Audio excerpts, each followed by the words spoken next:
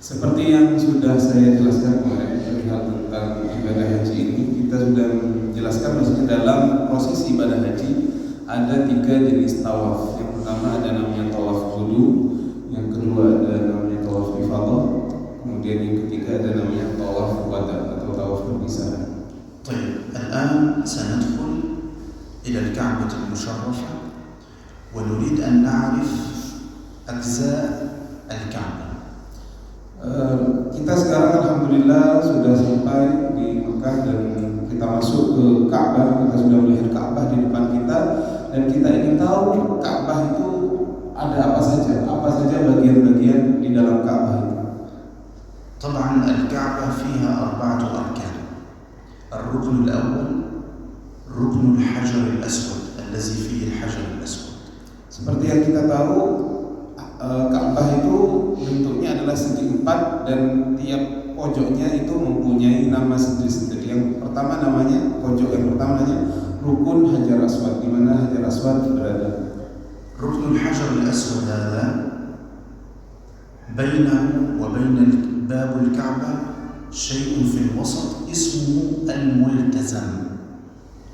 Dan antara Rukun Hajar Aswad dan Babul Ka'bah, هذا الحجر الأسود ثم بعده بقليل باب الكعبة في الوسط شيء اسمه الملتزم.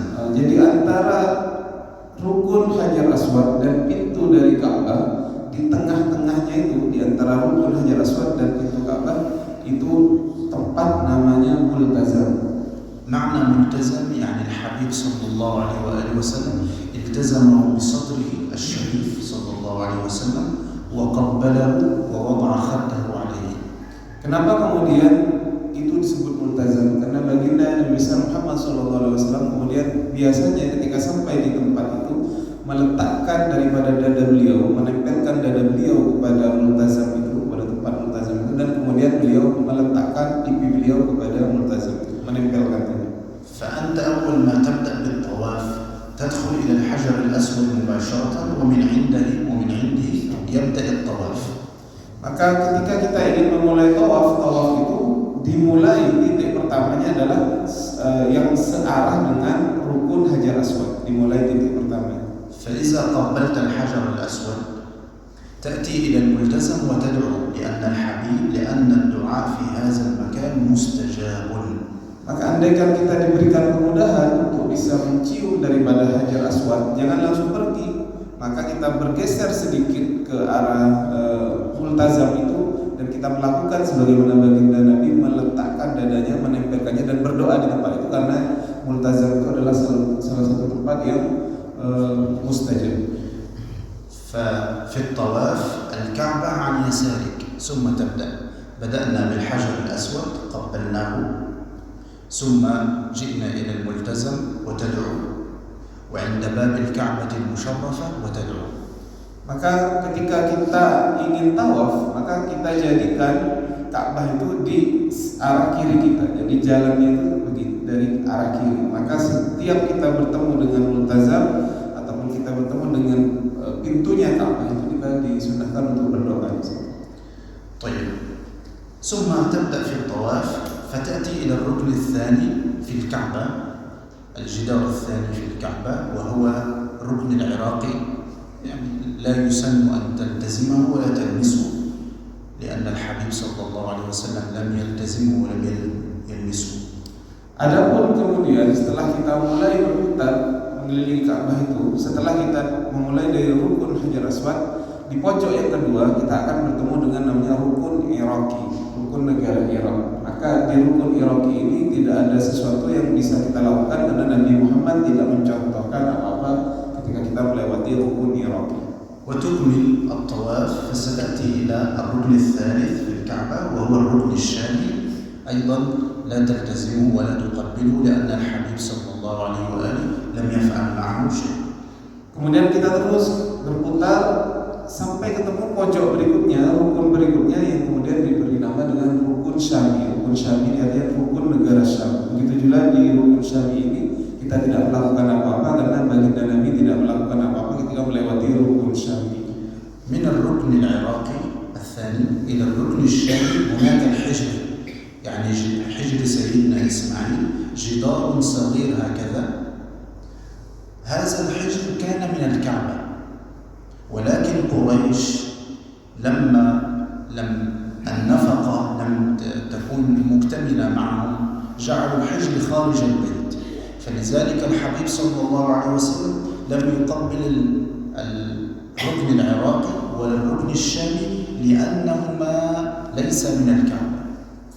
Maka di antara rukun Iraqi dan rukun Syami ada tembok setinggi ini, dan itu kita namakan dengan Hijr Ismail. Apa yang dimaksud dengan Hijr Ismail? Awalnya dulu di zaman jahiliyah ini adalah bagian dari Ka'bah, tetapi ketika proses pembangunan Ka'bah itu mereka tidak cukup dananya sehingga mereka tidak membangun sampai ke Hijr Ismail. Tetapi Hijr Ismail itu untuk daerah yang melengkung tinggi itu termasuk dari bagian Ka'bah. طبعا لو أنت دخلت في الحجر هذا ليس من الطواف، الطواف أن تطوف من خارج الحجر لأن الحجر كان المفروض داخل الكعبة. Maka orang yang bertawaf dia harus melewati di luar Hijr Ismail, karena Hijr Ismail itu termasuk daripada bagian Ka'bah. Dan karena ada orang yang kemudian tawaf melewati Hijr Ismail masuk ke dalamnya, itu maka dianggap tidak kemudian melewati Ka'bah. فلو أنت مثلا أردت أن تدخل إلى الحجر فأنت الآن في داخل الكعبة، لأن الحجر والمسافة التي بينه وبين الكعبة هما من الكعبة. Maka andaikan ada orang melewati antara Ka'bah dan Hijr Ismail itu, maka dia dianggap tidak berputar, dia dianggap masuk ke daerah Ka'bah, karena antara Hijr Ismail dan Ka'bah itu sendiri memang satu bagian sebenarnya. وأنت في الحجر لو نظرت إلى أعلى ستجد الميزاب. الميزاب هذا هو من ذهب، وإذا نزل المطر على الكعبة ينزل منه الماء. فلو كنت في مكة المكرمة وشرفك الله بالزيارة والمطر نزل ورأيت الميزاب، تحت هذا الميزاب اغتسل، لأن الماء الذي من السماء مبارك ونزل فوق بيت مبارك فاجتمعت بركتان، بركة الماء وبركة الكعبة المشرفة.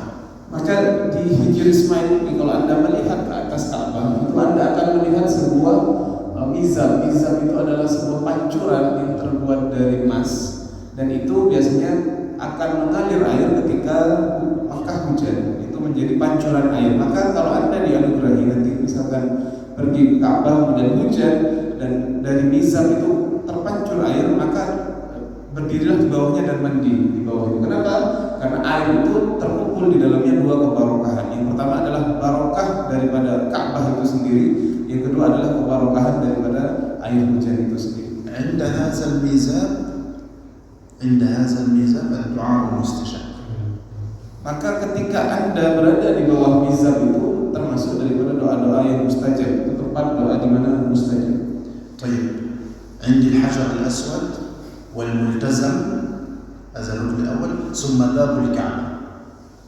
Maka tempat-tempat yang mustajab sudah tadi disebutkan. Pertama adalah di multazam, kemudian di pintunya Ka'bah, dan juga di bawahnya mizab tadi.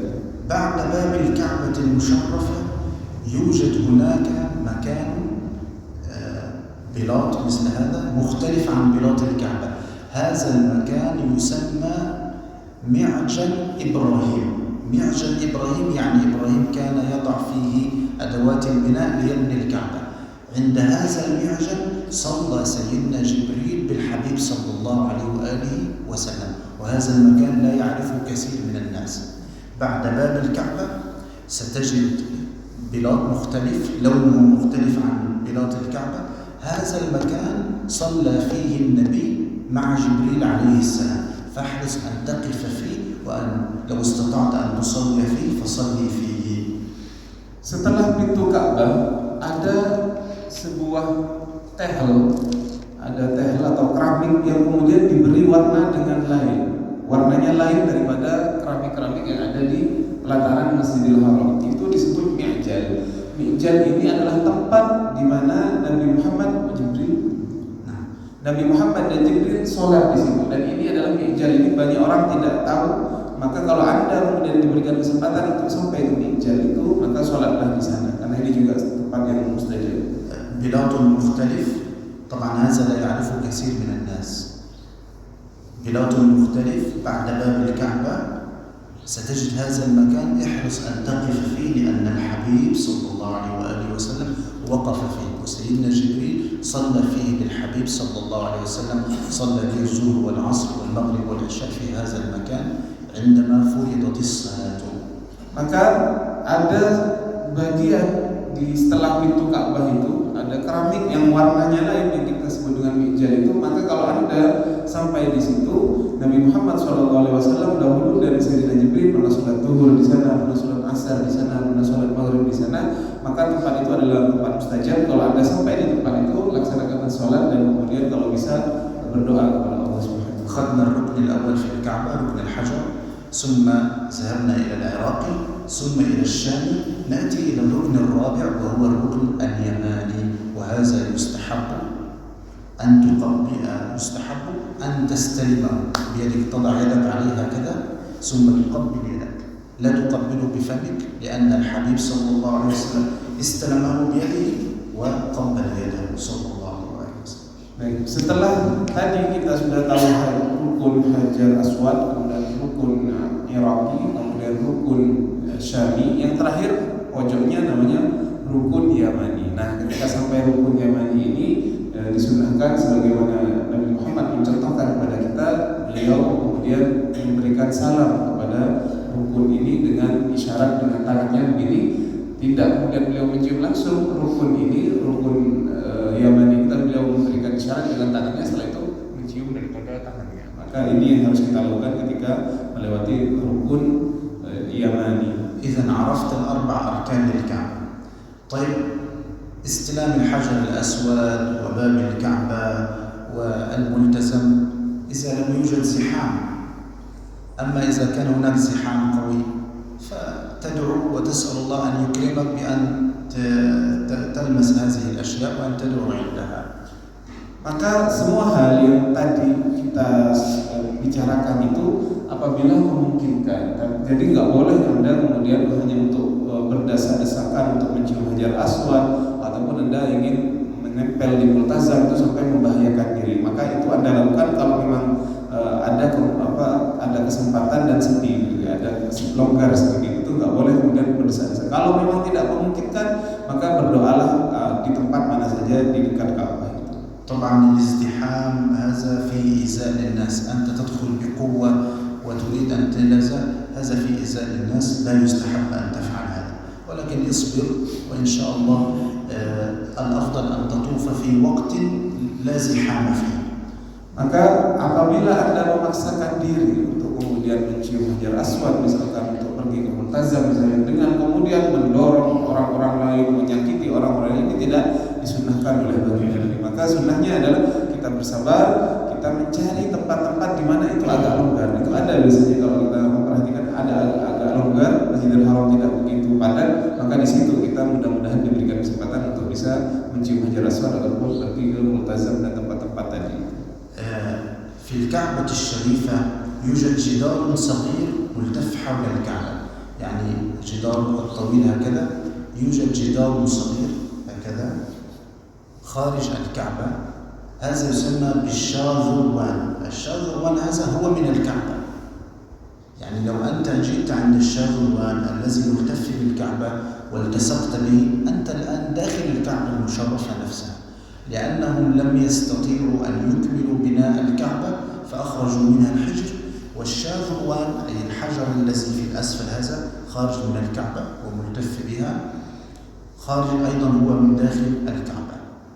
Di sekitar Ka'bah juga ada salah satu tembok kecil, tingginya tidak begitu tinggi seperti ini.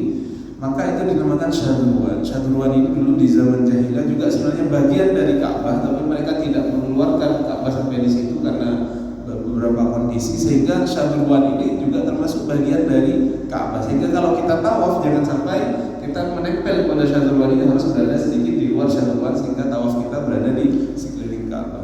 طيب، الحمد لله الآن عرفنا أجزاء الكعبة وأنت تطوف والأماكن المهمة فيها والبيت عن يسارك، وسنبدأ نطوف 7 أشواط حول الكعبة المشرفة. Alhamdulillah kita sudah tahu pojok-pojok rukun tadi dan tempat-tempat yang sudah kita sebutkan, jelaskan tadi, rukun Yamani, kemudian Hijr Ismail dan lain-lain. Maka posisi Ka'bah berada di kiri kita, kita berkeliling Ka'bah itu selama posisi tawaf berkeliling 7 kali putaran. تطوف 7 أشواط. ال7 أشواط طبعا أنت تلبس ملابس الإحرام، يسن فيها الإضباع. معنى الإضباع ستجعل الرداء يعني على أحد الكتفين وتظهر كتفا منهما. Ketika kita memakai baju ihram, ketika melaksanakan tawaf itu disunnahkan namanya intiba. Intiba itu apa? Adalah baju ihram itu tidak kita pakaikan di kedua pundak kita. Salah satunya kita buka, kita lewatkan di bawah ketiak kita sehingga ada salah satu bagian daripada pundak kita yang terbuka. Itu sunnah ketika kita berkeliling di Ka'bah. طيب سنعرف أولا واجبات الطواف. لابد فيه الطواف من أن تكون متوضئ وساتر للعورة، نعم، وأن تطوف 7 أشواط تبدأ فيها بالحجر الأسود. Maka di antara rukun ketika kita ingin melakukan daripada tawaf ini, di antara syaratnya adalah kita harus dalam keadaan bersesuci, punya wudu, kemudian kita menutup badan kita dengan menutup aurat kita dan berputar 7 kali di sekitar Ka'bah. طيب وعرفنا الانطباع، والانطباع هذا سنة. نأتي إلى الانطباع في 7 أشواط. نأتي إلى الرمل يعني المشي بسرعة، وهذا يكون في 3 أشواط الأولى من الطواف. Setelah kita kemudian berputar itu dan kita sudah intiba, membuka pundak kita, salah satu pundak kita, maka ada namanya berjalan cepat. Berlari-lari cepat ini di 3 putaran awal memang disunahkan untuk berlari-lari kecil agak cepat di 3 putaran awal. الرمل المشي بسرعة هذا لا يكون إلا في طواف بعده سعي،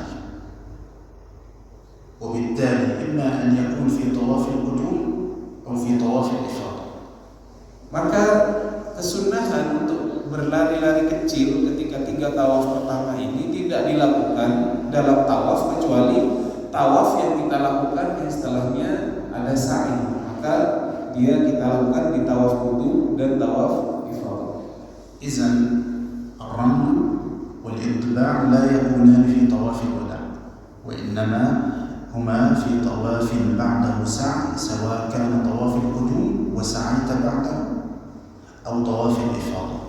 Maka kesunahan untuk berlari-lari kecil tadi di 3 putaran pertama dan juga kesunahan untuk ittiba, membuka salah satu pundak kita ketika memakai baju ihram itu adalah ketika kita melakukan tawaf yang kemudian diikuti dengan sa'i, yaitu pada tawaf qudum dan tawaf ifadhah. Adapun tawaf wada itu tidak perlu kita melakukan kesunahan tadi. فأنت إذا نزلت إلى مكة مبكرا وطفت طواف القدوم، طبعا أنت ذهبت للحج وطفت طواف القدوم، تسعى بعده أي سعي الركن، وإذا سعيت بعده لا تكرر السعي مرة أخرى بعد طواف الإفاضة.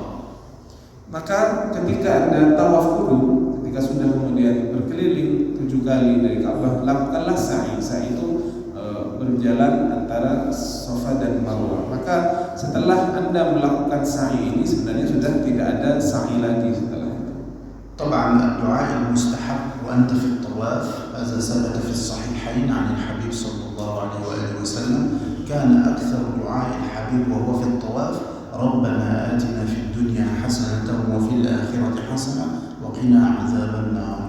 Maka sebenarnya tawaf ini doanya gampang yang diajarkan Nabi. Jadi jemaah haji tidak perlu bawa buku manasik kemudian dibaca, karena doanya sudah hafal. Doa paling sering dibaca itu, dan ini hanya sunnah saja. Jadi tanpa membaca pun sah, yaitu kita baca Rabbana atina fid dunya hasanah wa fil akhirati hasanah wa qina adzabannar. Doanya itu aja diulang-ulang ketika berputar. سنطوف حول البيت 7 أشواط. في المرة السابعة انتبه إلى انتهاء الطوفة السابعة عند الحجر الأسود، ليست قبله، لأنك بهذا تكون لم تتم الطواف، وإنما يكون طوافك عند انتهاء الحجر الأسود أو بعده بقليل حتى يكون الطواف قد اكتمل. Maka ketika kita berkeliling 7 kali itu, kita jangan sampai lupa bilangannya sudah berapa kali putaran. Kalau perlu bawa tasbih atau apa sehingga kita ingat berapa kali putaran, dan jangan sampai di putaran terakhir itu kita tidak sampai kepada rukun Hajar Aswad, karena itu batas tadi kita memulai, maka harus lebih minimal baru kita dianggap sempurna 7 putaran kita. انتهيت من الطواف يسن أن تصلي ركعتين، وهاتان الركعتان يكونان خلف مقام سيدنا إبراهيم عليه الصلاة والسلام. Setelah melakukan tawaf 7 kali putaran tadi, maka disunnahkan juga kita untuk melaksanakan sholat sunnah 2 rakaat. Sunnahnya, afdalnya di belakang daripada maqam Ibrahim. فإذا لم تستطع أن تصليهما خلف مقام إبراهيم يمكن أن تصليهما في داخل الحجر، يعني حجر سيدنا إسماعيل، تعال في الداخل وصل هاتين الركعتين. Andaikan kita tidak memungkinkan untuk sholat di belakang makam Ibrahim, maka boleh juga sholat di dalam hijr tadi, di dalam hijr Ismail. Kita sholat di sana juga tidak masalah. إذا لم تجد مكانا في الحجر صليهما في أي مكان في الحرم لا بأس. Andaikan semuanya padat di belakang makam, padat di hijr Ismail, padat banyak orang, maka sholatlah di mana saja di sekitar Ka'bah setelah tawaf tadi. انتهيت من صلاة الركعتين، السنة أن تذهب مرة أخرى إلى الحجر الأسود وتقبله، ثم بعد ذلك تصعد إلى جبل الصفا للسعي بين الصفا والمروة. Maka setelah 7 putaran selesai, kita sudah sholat sunnah 2 rakaat. Sunnahnya yang dicontohkan Nabi adalah sebenarnya kita kembali lagi, andaikan tidak ada kepadatan jamaah haji, kita mencium Hajar Aswad, baru kemudian kita naik ke Bukit Sofa dan Marwah untuk melakukan sa'i. فإن استطعت أن تقبله لا بأس، لم تستطع أشر إليه ثم تذهب إلى جبل الصفا. Andaikan kita bisa mencium Hajar Aswad itu setelah sholat sunnah tadi, kita cium. Tetapi ketika tidak memungkinkan karena padat, kita cuma cukup memberikan isyarat dengan lambaian tangan kepada Hajar Aswad. Maka setelah itu kita naik ke Bukit Sofa dan Marwah untuk melaksanakan prosesi sa'i. ثم إذا صعدت إلى جبل الصفا، أول ما تصعد على جبل الصفا استقبل الكعبة الشريفة أولا، ثم تبدأ بالدعاء والتكبير. Maka ketika sudah kita memulai, kita naik dahulu di Bukit Sofa. Dimulai di Bukit Sofa, kita menghadap ke arah kiblat, kemudian kita mengucapkan takbir, Allahu Akbar. سنبدأ بالصفا وننتهي بالمروة، جبلين، جبل الصفا وجبل المروة. ستمشي من أول الصفا وتظل ماشيا إلى أن تنظر في أعلى البناء شيء أخضر هكذا، تأتي عند هذا الشيء الأخضر وتسعى بسرعة. Maka kita mulai sa'i itu dari Sofa. Ketika kita sudah berjalan, nanti akan ada tanda di atas kita itu lampu warnanya hijau. Maka ketika sudah sampai di lampu warna hijau itu, disunahkan kita kemudian itu berlari-lari kecil bagi laki-laki. هذا يسمى بالميل الأخضر. النبي الحبيب صلى الله عليه وسلم سعى عنده السيدة هاجر عليه السلام عندما كانت تبحث الماء، سعت عنده بسرعة. Dan ini sebagai memperingati atau kita mengingat-ingat ketika Sayyidah Hajar waktu itu mencari air untuk putranya Ismail itu, beliau sesekali itu karena saking guguhnya, karena anaknya sudah haus, beliau berlari-lari ketika mencari. Maka kita ingat itu, kita berlari-lari kecil ketika sa'i. فإذا انتهيت إلى المروة هذا أول شوط، سترجع من المروة إلى الصفا ثاني شوط، أيضا تهرول وتسعى عند الميل الأخضر، ثم أيضا في كل شوط من السبعة تسعى بشدة عند الميل الأخضر. Maka hitungan ketika kita melakukan sa'i itu adalah dari Sofa ke Marwah itu 1, Marwah ke Sofa 2. Jadi bukan kemudian double, jangan sampai double. Kalau double nanti kecapean. Maka hitungannya 1, 2, 3, 4, 5, 6, 7. Diawali di Sofa, nanti berakhir di Marwah. فإذا انتهيت من السعي بهذا تكون انتهيت من ركن من أركان الحج وهو السعي، انتهيت. ثم بعد ذلك سنصعد إلى جبل عرفات إن شاء الله بإذن الله، ونبين أحكام منى وأحكام مزدلفة وأحكام عرفة وأحكام يوم النحر إن شاء الله في الأربعاء القادم.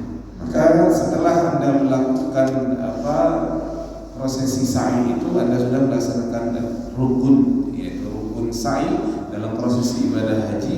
Maka setelah itu kita akan juga menjelaskan hukum-hukum yang berkaitan ketika Anda nanti berada di Arafah, kemudian ketika Anda berada di Mina, dan ketika Anda berada di Muzdalifah. Insyaallah pertemuan selanjutnya.